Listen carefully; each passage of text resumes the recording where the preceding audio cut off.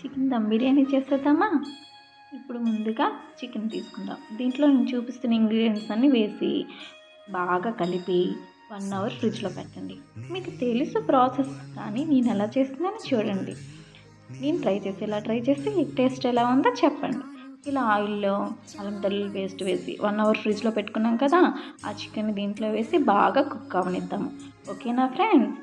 ఇంకా నెక్స్ట్ ఏం చేద్దాం, వాటర్ పెట్టుకొని దాంట్లో ఆయిల్, మిర్చి, సాల్ట్, పుదీనా, కొత్తిమీర అన్నీ వేసి బాగా కాగాక అల్లం వెల్లుల్లి పేస్ట్ కూడా వేయాలండి. నెక్స్ట్ రైస్ వేసి ఇలా 80% ఉడికాక మనం కుక్ చేసుకుందాము.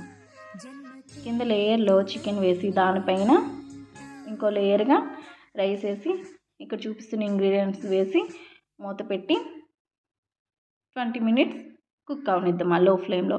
రెడీ అయిపోద్ది. ఓకేనా ఫ్రెండ్స్? బాయ్.